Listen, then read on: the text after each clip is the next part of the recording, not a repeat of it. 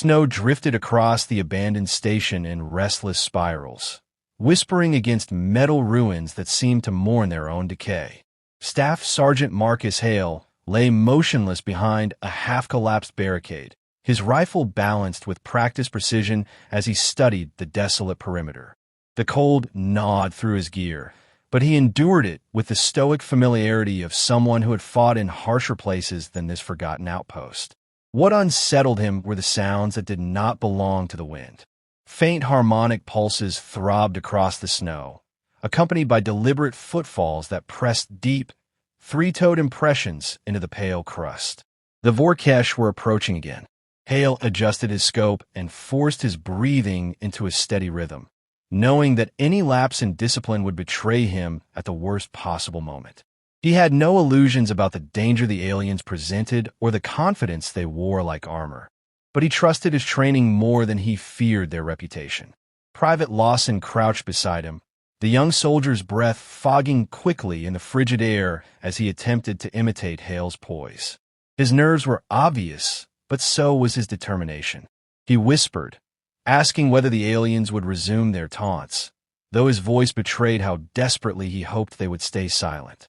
Hale answered only with a small shake of his head, unwilling to waste breath on predictions that never favored them. A moment later, the comms crackled with the familiar, grating resonance of the Vor'kesh broadcast. The voice addressed humanity with the patronizing cadence of a lecturer correcting unruly children. It declared human resistance trivial and advised the defenders to abandon their futile stand before they embarrassed themselves further. Lawson muttered something heated, but Hale focused solely on the approaching silhouettes, unwilling to let anger distract him from the emerging threat.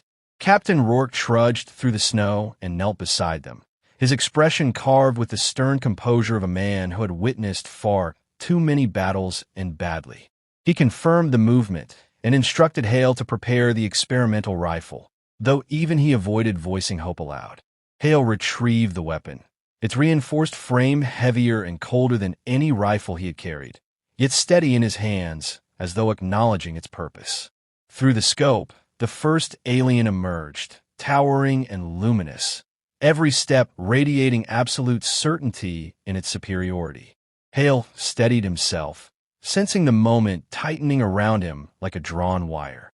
He inhaled once, let the breath slip away, and recognized that everything, duty, fear, and the fragile fate of those behind him, was narrowing to a single choice.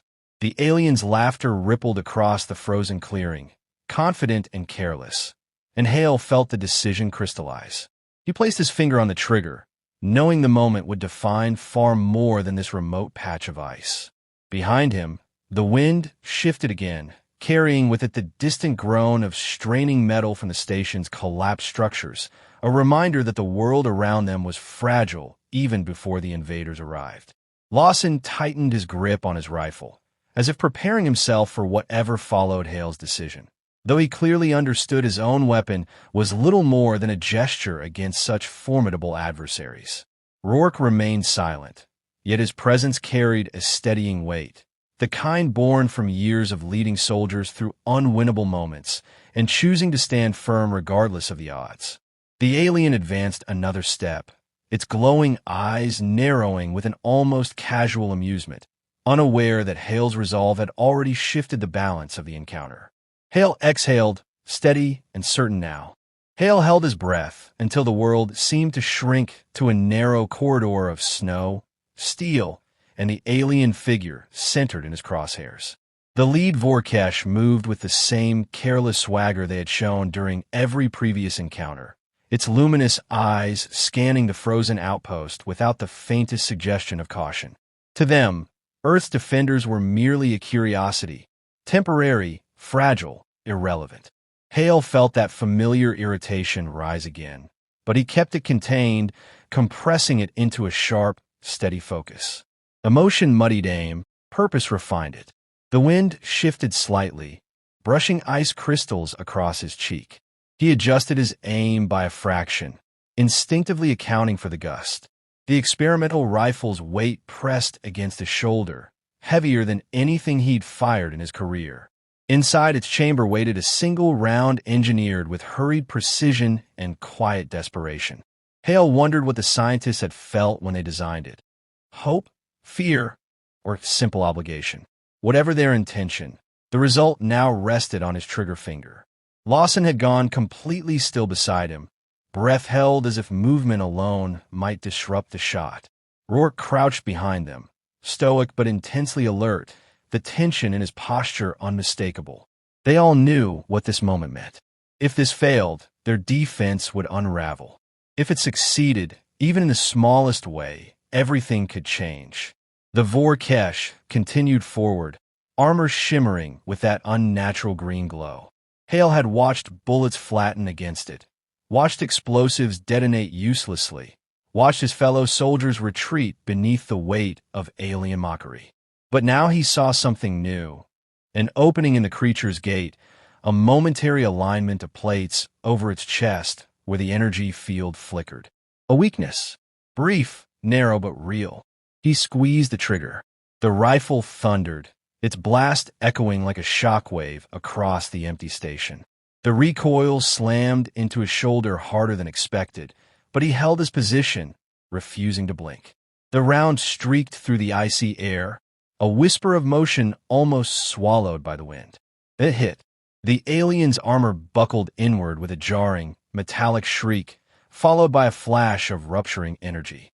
The creature staggered backward, clawed hands jerking toward its chest as green light sputtered chaotically across its torso. A brief, disbelieving silence fell over the battlefield before the armor split open entirely, exposing a pulsing core that cracked like a shattered gemstone. An implosion of green radiance consumed the alien, snuffing its life in an instant. Lawson choked out, "No way, that actually worked." Rourke didn't speak. His face was a portrait of stunned calculation, mind already racing ahead to the implications. The remaining two aliens halted mid-stride. Their heads snapped toward the fallen commander, disbelief etched into every motion of their biomechanical frames. For the first time, Hale saw hesitation, raw, bewildered hesitation, as if they couldn't comprehend what their senses reported.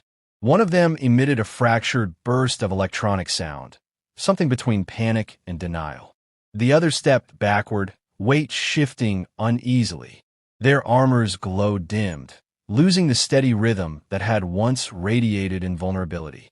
Hale cycled the bolt slowly, deliberately. He wasn't sure if the next shot would produce the same result, but the important truth had already surfaced. They weren't untouchable. They weren't gods. They weren't beyond reach. The Vor'kesh broadcast crackled again, but the tone had shifted. No more taunting, no more amused condescension. Only a sharp, frantic command directed at itself. The meaning unclear, but the urgency unmistakable. "They're spooked," Lawson whispered, all creeping into his voice. Hill didn't look away from his scope. "Good." The two remaining aliens took several steps back, retreating for the first time since they had set foot on Earth.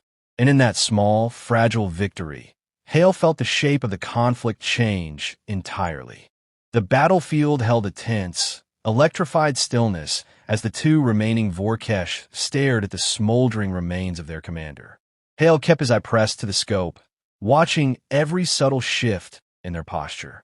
For the first time since the aliens had arrived, they looked unsure, their movements stripped of the arrogant ease that had characterized them until now. The fracture in their confidence was small but undeniable, and Hale felt a grim satisfaction anchor itself in his chest. Doubt, once introduced, had a way of spreading. Rourke placed a steady hand on Hale's shoulder. "They know," he murmured, "and they don't like it." Lawson shifted beside them, still wide-eyed, but steadier than before. The shock had worn off, replaced by a mix of adrenaline and disbelief. "If we push now," he whispered, "maybe, just maybe, we can drive them back." Hale didn't answer immediately. He studied the aliens, noting how their armor's glow flickered, pulses uneven and strained. They were recalibrating, reassessing, attempting to reconcile their shattered assumptions. For a species that had never tasted vulnerability, this moment must have felt like an earthquake. Then the nearest Vor'kesh crouched, claws digging into the snow as it emitted a sharp burst of sound, an unmistakable rallying signal. The hesitation vanished. Pride reclaimed their posture, though there was a brittleness to it. With a synchronized surge, they charged. Rourke barked into the comms, rallying the scattered soldiers along the ridgeline. All units, concentrate fire. They can bleed. Make them prove it. Gunfire erupted, tracers slicing through swirling snow. Hale cycled another round, though he knew this one lacked the experimental composition of the first. Still, the shot mattered. Every wound would widen the crack in their invincible facade. He fired. The round struck the alien's shoulder, staggering it and tearing away a plate of armor. Though it didn't kill, the effect was profound. The creature recoiled with a harsh, startled cry, stumbling sideways as if refusing to accept the impossible. Its counterpart faltered mid-stride, momentarily breaking formation. The humans seized the opportunity. A coordinated volley forced the Vor'kesh to retreat a few steps, green light stuttering across their armor like a failing heartbeat. This is working, Lawson breathed, firing short, controlled bursts. They're actually scared. There's something, Hale muttered, already lining up another shot. Fear might not fully capture it.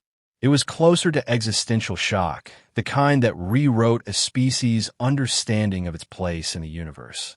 The injured alien attempted to regain footing, its movements jerky and uncertain. Instead of pressing forward, it angled toward its fallen commander, desperate to shield the corpse from human fire. The second alien positioned itself defensively, blocking the human's line of sight. Their sudden protectiveness spoke volumes. Whatever secrets their armor held, they didn't want them discovered. Rourke read the shift instantly.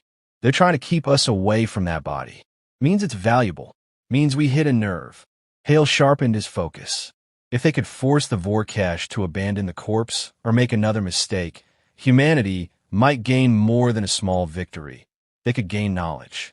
But the aliens weren't ready to retreat. With a guttural, synthesized roar, the uninjured one launched itself forward again, rage overpowering reason. The other followed, driven by wounded pride and desperate instinct. They're coming in hot, Lawson shouted. Hale steadied his aim, breath slowing despite the chaos. The aliens were faster, angrier, and more reckless than before, but that recklessness made them predictable. He pulled the trigger, and the battlefield shifted again. The shot struck cleanly, widening their doubt as every soldier braced for what followed next. Snow settled over the battlefield in drifting sheets, softening the harsh outlines of alien bodies and shattered earth.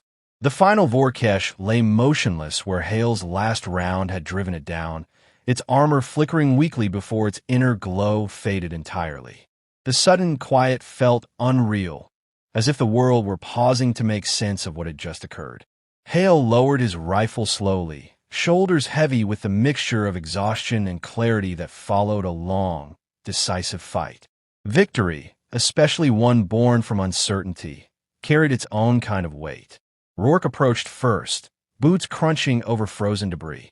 His expression was a blend of pride and restrained astonishment.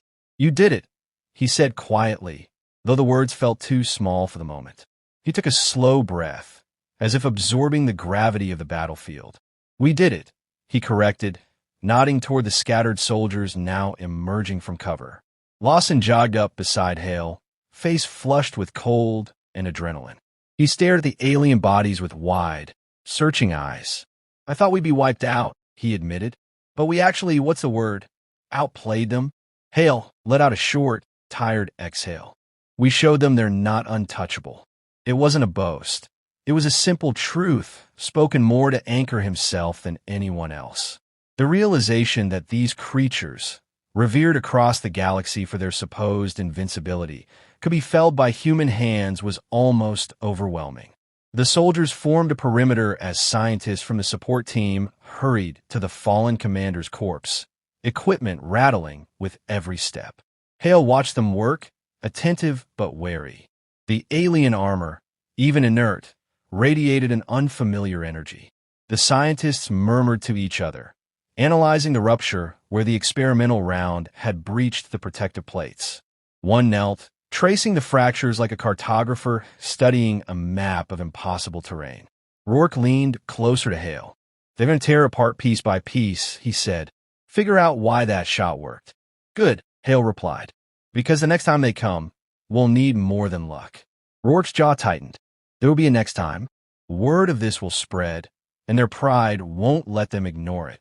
Across the comms, updates spilled in from command. Global networks lighting up with transmissions, world leaders demanding briefings, allied militaries shifting to high alert. Humanity had been a quiet participant in a galaxy that rarely acknowledged its existence. Now, after one shattering shot, the attention would be unavoidable.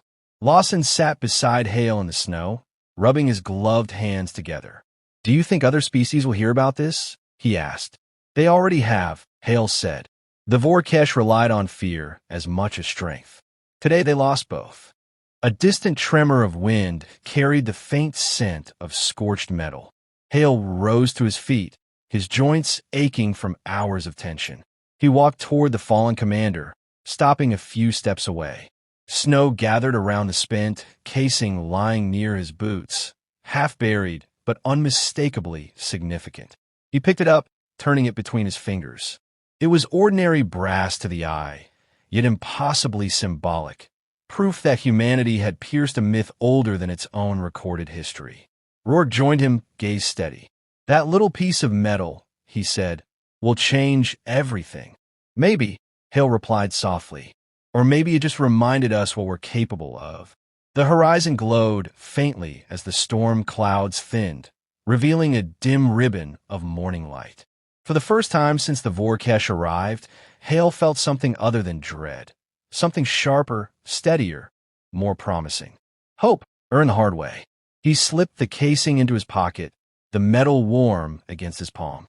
The universe would come looking, and humanity would need to be ready. But they were no longer prey, stumbling in the dark.